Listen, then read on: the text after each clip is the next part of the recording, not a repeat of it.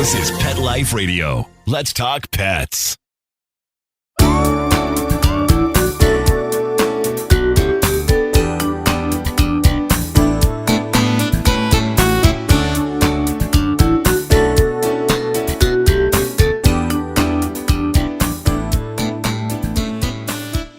Hello, everyone. I'm Jill Rappaport, and welcome to Rappaport to the Rescue.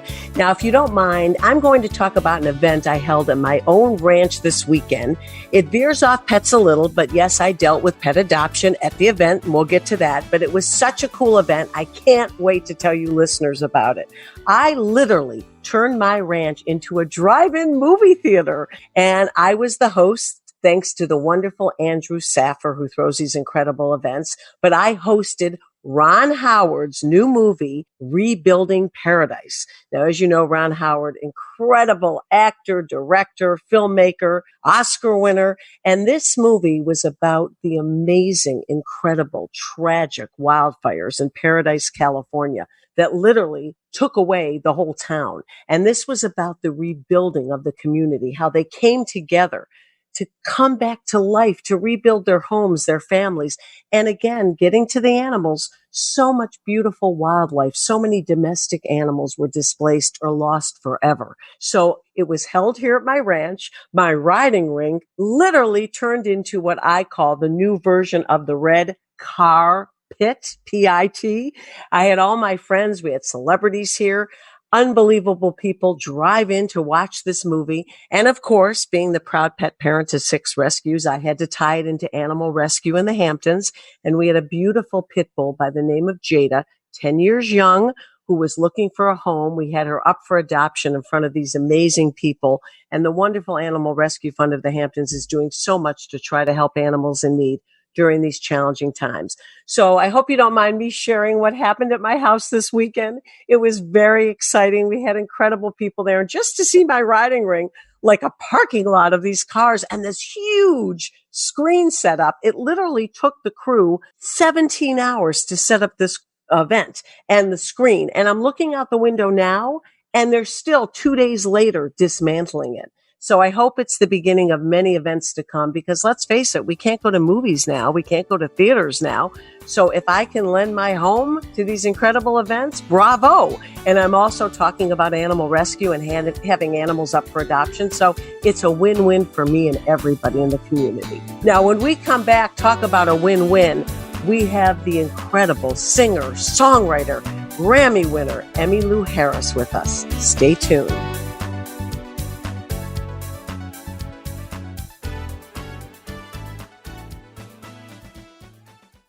This is Pet Life Radio, the possumest pet party place on the planet. Dude, that's a lot of peas, baby, isn't it? Yeah. Get ready for some tail wagging, fur flying, feather flapping fun. Oh, yeah. PetLifeRadio.com. Let's talk pets on PetLifeRadio.com.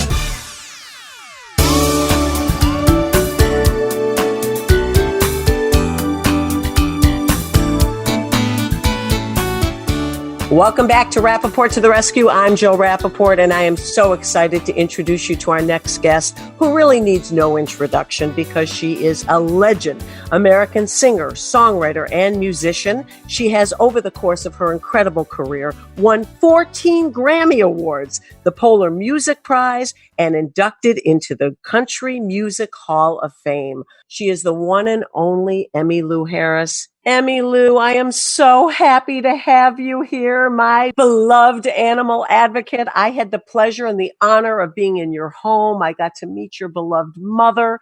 I've seen all your animals, and I am so thrilled to have you on Rappaport to the Rescue. Thank you for having me, and so that we can talk about our great love, which is animals, especially dogs.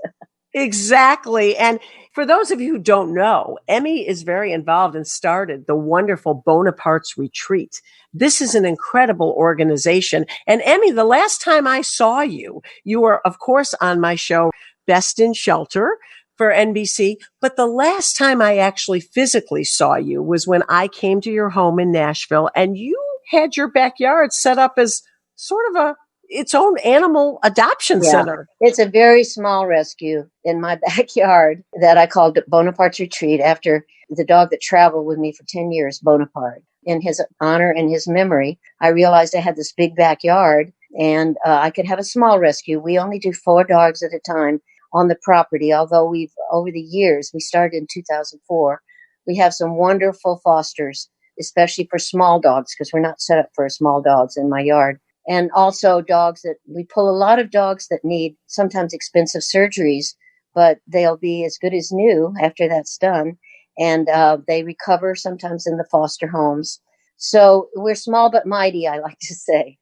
And, I did the story on this whole operation for the Today Show. And I think we had people, coming in, driving up. And I think that your fans, people in the area, they were amazed to see that they could actually drive up to Emmylou Harris's personal home, meet her, go into the backyard, and hopefully take home a fur angel in need. Right. Well, Nashville is kind of all of us in Nashville, all of us musicians, everyone is a songwriter or an artist, it seems, in Nashville. And, we're kind of out there all the time, whether it's at the grocery store or the post office or whatever. Right now, it's just the grocery store, I think.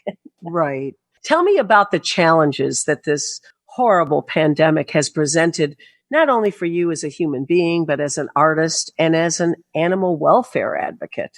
Well, as an artist, obviously, all my shows that I had on the books and any tours that I had were canceled, some of them have actually moved to late August. There are a lot of benefits that I had on the books have been moved to August and into the fall, which I'm glad because we still need to raise money, not only for Bonaparte's, but another organization that I'm involved with called Crossroads, which works with young people that are in danger of homelessness. They work at a pet store and a grooming facility. So I'm glad that they're back on the books because, we still, those of us who are in animal rescue or any kind of 501(c), we still need the money to keep going. But just missing being out there with my band and performing, I still love doing that. Fortunately, the Grand Ole Opry, when this pandemic first started and everything had to shut down, they managed to keep the Grand Ole Opry going every weekend by having no audience, but 3 artists at a time doing a kind of end the round that's streamed and shown on local television. And Rodney Crowell, Vince Gill, and I are actually going to do one on August the 1st, and I'm really excited about that. Get back in the saddle, so to speak. Oh, that's so wonderful. And, being that you are such a creative force, such an amazing person in that way, have you written any songs about this time that we're living in? No, I haven't. I'm kind of working on a memoir. And so I'm entrenched in the past right now, which is an interesting place to be. It's a happy place compared to what we're going through, right? Some happy, some not so happy, but I have had a very, very blessed life and extraordinary people that have helped me on my journey in this life. I really want to shine a light on those folks, especially my parents. I wrote a lot about my parents and their extraordinary meeting and romance of 50 years. They were married for 50 years. And so there are definitely things about my life I'd like to celebrate and give thanks for. As I mentioned earlier, I had the incredible pleasure of meeting your wonderful, beautiful mother. And I could see right then and there, not only the bond, but her soul, her energy, and how so much of that has been embedded into your soul and how similar the two of you were and how bonded the two of you were and always will be. Yes. I mean, she came to live with me after my father died in 1993. So we had 21 years together. She passed away in 2014. But both my parents had a deep love and respect for animals. And they just imparted that to me and my brother. And that was a great gift. Well, of all the celebrities and the famous people and the notables I've had the pleasure of meeting in my life, you and I really connected because it's one thing to love animals, but for the two of us, it's really our oxygen. I know for me, it's the thing I think immediately think of when I get up in the morning and when I go to sleep at night, as I'm surrounded by my beloved, rescue animals. And I just lost, and I think you met my beautiful Ruby, My Oh, dachshund, I lost her in March, and I still say I'm the proud pet parent to 6 rescues because she'll always be with me. right. But it's amazing how each and every one of these animals touches you and leaves an indelible mark on your life forever. Well, it's true. And another good thing about this pandemic, I found out early on that a lot of the animals in the shelters emptied out because people all of a sudden realized they need that companionship in their solitude. And and of course, a lot of us know that, in just normal times, they are, as you say, our oxygen. They're the reason we get up in the morning. They enrich our lives so much. So I think a lot of people are realizing how much an animal can do for them, not only in this time, but when we're finally back to some normalcy, I'm putting that in quotes, that they will continue to be a very important part of our lives. It is interesting. I addressed this at this big screening I had at my house the other night because I had the Animal Rescue Fund of the Hamptons there with this 10-year-old pit bull, which really, she exemplifies what's sitting in shelters across the country, the pits and the seniors. And, we've talked about that. Of Right. course, black dog syndrome, which you actually told me about. And I featured in a Nashville shelter how many black animals are sitting in shelters because they don't photograph well and people can't see, the details and the features. And who would have thought that, all of these situations for animals that are so wonderful, but that don't get adopted. But sadly, Emmylou, we were talking about this with the shelter director. As wonderful as the pandemic has been initially for rescue and for Right. and for fostering, the tide is turning and a lot of these animals are getting returned. Yes, that was one thing I was afraid of. They just need a little time, to get used to their new homes. I'm hoping that these animals will get a second chance. But speaking of seniors, I mean, that's where my heart is. At Bonaparte's and personally, we kind of try to focus on the senior dogs. Sometimes they just need a trip to the vet and they're on their, they're ready to rock. We also take animals that have, surgeries, sometimes expensive surgeries, and because we're small, we take care of that. And we've had some wonderful adoptions with the older dogs who need a little medical care, and then younger dogs that we have a little dog right now that's in foster that's only 3 years old and needs 4 separate surgeries. But he is a wonderful dog. He's little Abner, and he's in a wonderful, wonderful foster, and he's getting his surgeries now one at a time. So, we try to focus on that. And because a dog like that will probably languish in a shelter, it's a lot to ask of a person looking to adopt an animal, to adopt one that's going to right away, need some medical attention. So we try to take care of that and then let them be on their way to their new home. Well, that's, of course, another reason why you and I are kindred souls and spirits, because, I created the show Dog Bowl based on Puppy Bowl so that I could shine a light on older animals in need. Yes, and I've seen that. And that's so wonderful because, boy, my heart just goes out to the senior dog because we're senior dogs ourselves. At least I am. I am too, long in the tooth and proud of it. Amen. No, and what, Dog Bowl and Animal Planet, we were fortunate enough to come back. We're in year 3, going on year 4. Hopefully, we don't know what's going to happen, but I will be decimated if Dog Bowl does not come back because we had dogs up to 18 years old get a home. And this was my dream and my mission because, I'm all about the seniors and rescuing. And what I tell people is that have taken in older animals, they are shocked because you think, oh my goodness, it's a heartbreak waiting to happen sooner. Meanwhile, they'll take a dog 8 or 9 years old and they'll tell me 3 years later, this dog is doing great. I think it's like Dorian Gray. It's reversing. And I think it's because these animals know they were rescued in the twilight of their lives and they thrive with a loving family. They do. And I think most of the senior dogs that have in shelters that have made it that far, it's because they have been in a home. And we don't know what circumstances led them to be strays or returned and end up in a shelter, but they know how to be in a home and they know how to appreciate it. Well, Emmylou, what's so amazing about you? I mean, most artists and celebrities, they naturally, hopefully give back. It's, part of what should be part of their heart, being in the business. You've been blessed, like so many, with having success and a great life. And hopefully most people would understand giving back is the way to go. But what you have done for animals and with Crossroads, with young people in need, this really is so much more important than any part of your career. This is about your fiber, your soul giving back, isn't it? Well, it certainly is. And, but I have found that there's so many artists that are animal lovers. I mean, I have to give a shout out to Miranda Lambert, Absolutely. with Mutt Nation. I mean, what she has done, especially when there are catastrophes, hurricanes and the such, the number of dogs that she has been able to place. And she's a youngster, and she's almost still at the beginning of her career. And yet she's turned so much of her energy, her life, her art, and, her finances into doing this. I say kudos to her.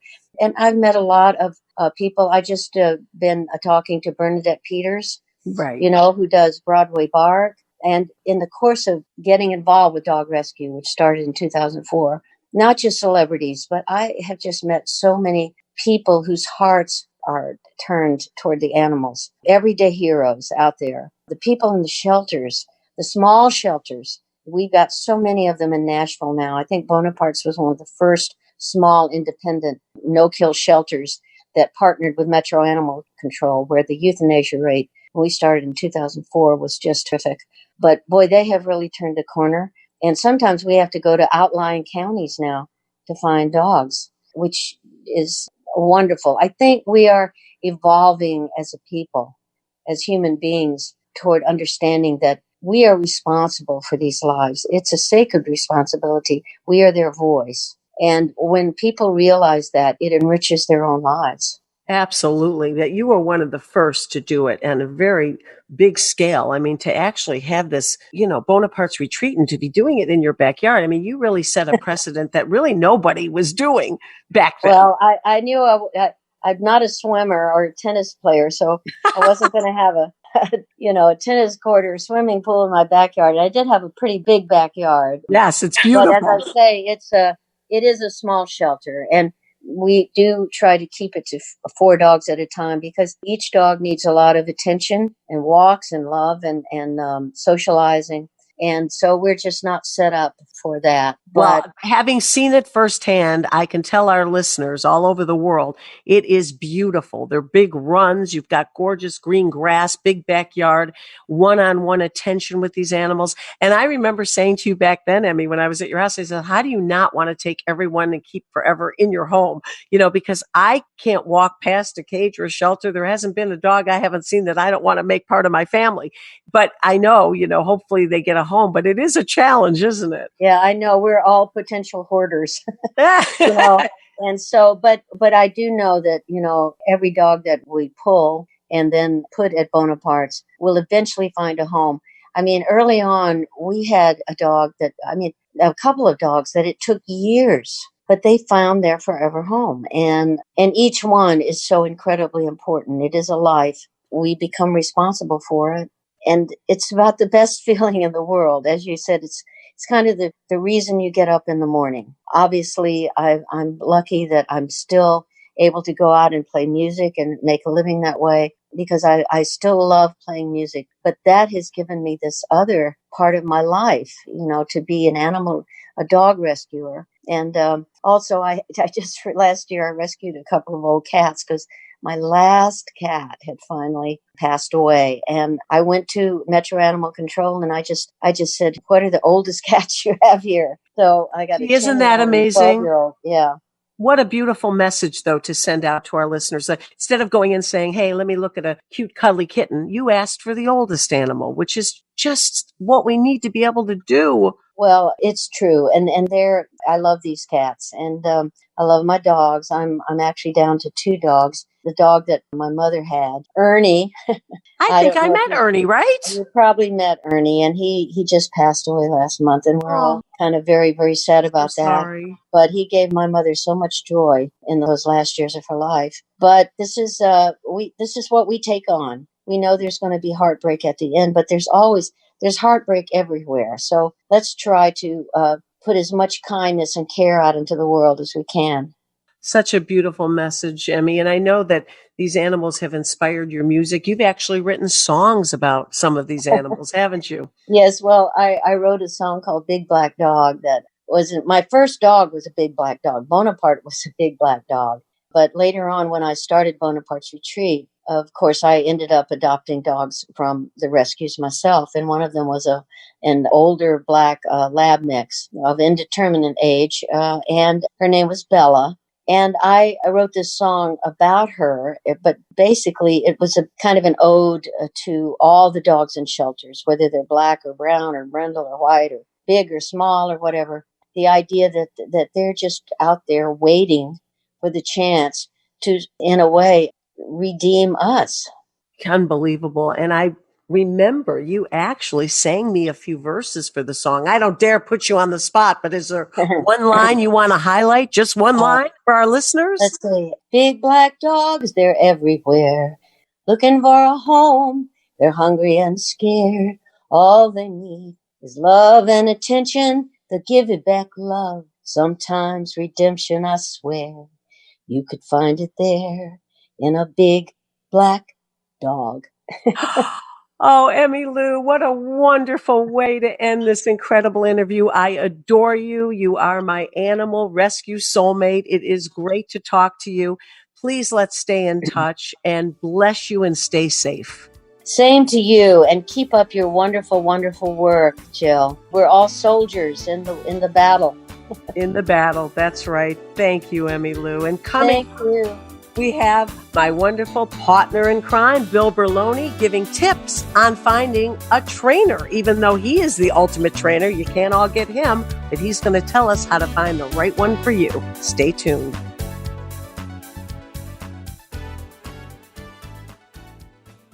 Oh, sure. It's all fun and games until someone ends up in a cone. That's right. We are animals. Deal with it. Pet Life Radio. Let's talk pets.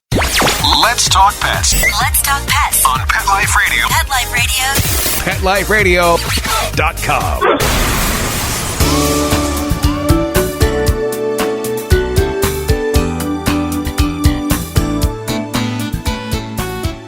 Welcome back to Rappaport to the Rescue. I'm Jill Rappaport, and now it's our time for Paw Partner, my Bill Berloni. Jill and Bill. The amazing Broadway trainer who takes in rescue animals, makes them superstars. And we have another wonderful topic today. You know, for those of us who are fortunate enough to have seen Bill in action, it's pretty incredible what he has done with these animals, literally taking them from the streets, turning them into superstars in the most, what I call humane and beautiful way. He trains them in such a way that they love to perform and they love to do the right thing. I guess that's the best way I can say it, because a lot of trainers, and I've seen this, we've all seen this or heard about it, it seems a little rough sometimes or a little, difficult. And even for me, as the proud pet parent to so many rescues, I have trouble with training methods because I always feel, oh, am I being too stern? Am I being too strict? Am I frightening them by trying to teach them the right thing to do? Well, Bill has amazing tips, and we are going to be sharing those tips in shows to come. We're going to be taking phone calls. But today he brought up a very interesting topic. You're not going to be able to get Bill Berloni in your home anytime soon. So how do you find the right trainer? How do you know this is the right person for your beloved fur angel? And Bill, it's such an interesting topic. And it's one people really should think about, not just go to the yellow pages and say, whoop, there's a trainer. He must be right. He or she. Correct.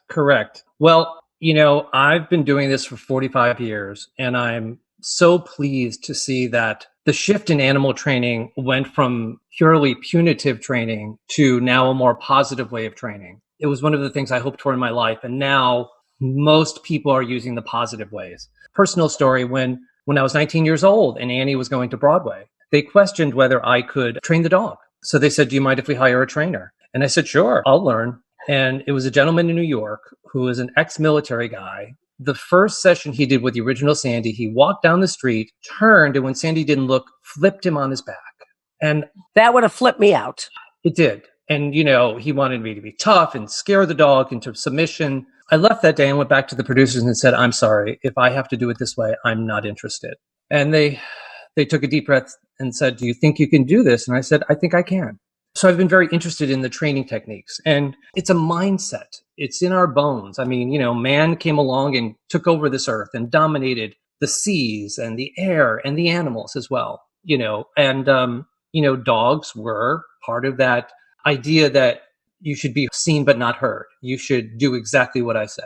And that's not why they chose to be with man. They chose to be with man because they're social creatures and they fit into our social structure.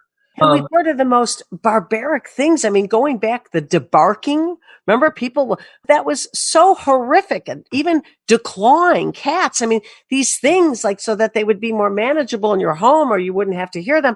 I mean, it's animal abuse. I'm sorry. Yes. And back in the 90s, I started, and obviously I created a method where 8 times a week, animal walked on stage and did behaviors and loved what it was doing. So it proved that you could do it that way. And in the 90s, more trainers started to come along. And over the last 2 decades, it really has refined into a much more humane thing, a training technique. Well, that's why I love you, Bill. It really is twofold. Not only did I come to know who you were and who you are because of what you did for rescue, to make these animals superstars is one thing, but you literally took animals in the ultimate need, sitting in shelters, finding them on the streets, wherever, and you made them superstars. But the way you did it, I said right from the beginning, in the most humane, gentle, loving way. And that's when I fell in love with you, because I always had this idea of trainers being kind of tough just because of what I've heard and seen. And that's probably why I never used one. And I've taken a little advantage when you've been in my area. I'm always like, Bill, come on over. Can you give me a few tips? Because you do it what I consider to be the right way. But we're not going to be so fortunate to get you, with your schedule, with COVID. We can't have you in our living rooms right now. So what do you recommend to people? How do we go about finding the right humane trainer for their pets? Well, and I get that question all the time, Jill. And my first response is talk to your vet, ask for a recommendation, and then talk to other dog owners in your neighborhood. Because, if your neighbors will be much quicker to go, don't use that plumber because he's not good. But the dog owners will say, don't use that trainer. That trainer's not good. This is the person I found. So personal recommendations in your area. A couple things you could look for there. There's no certification. There's no licensing for trainers. And so everybody can just hang up a shingle and say they're a dog trainer. But again, in the last 20 years, there's been a couple associations. APDP, the American Professional Pet Trainers, is an association of trainers who've got together to set some standards. And they try to weed out the trainers who are inhumane. Another organization, the International Association of Canine Professionals, IACP. Go to these groups and see if you can find at least somebody from them, in your area. And last but not least, our animals tell us everything we need to know. How many times have someone come into your home? Now, granted, there are some animals that are protective all the way around and they're not going to really love anybody who comes in. But long term, my dogs have told me who I should keep in my home ultimately, including some fiancés, by the way. But literally, our animals can tell us so many things. If they retreat or pull back or run away from somebody, that's a glaring sign that that person is NG. Right. And, the next thing you're going to do once you find somebody is interview them without your dog. Okay. You wouldn't go to a hairdresser that pulled your hair. You wouldn't go to a dentist that hurt you. You wouldn't go to, but people think, I have to listen to a dog trainer. If you don't feel a vibe, if you don't agree with their methodology, move on. It's got to be something that makes you feel comfortable and in your heart. I wanted to talk about this today because I've run into a couple clients who have reached out to me who have said they tried this sit means sit new training method and it didn't work and they wanted somebody else. And after the second or third person, let me look this up. I hadn't heard of it. It is a national franchised organization that dog trainers that use electric shock collars. Oh my goodness. It's 2020 and they've gone back to the dark ages and it's a huge franchise. That's ridiculous. It is ridiculous. It is. And, I went through their stuff and the dogs are robotic. They have taken away all of their free will because you shock them the minute they don't listen to you. I was so appalled, and I want our listeners to not use any sort of electric shock collar on your dog for training at all. It takes away their free will, and we don't have the right to take away anyone's free will. Especially our beloved pets. Oh, Bill, those were all great tips. I know we wish we could all have you in our living rooms, but we now know where to find wonderful trainers, and you gave us some great advice. Again, thank you to my guest, Emmylou Harris. She was just amazing. And to all my listeners, please stay positive. Let's Talk Pets, every week on demand, only on PetLifeRadio.com.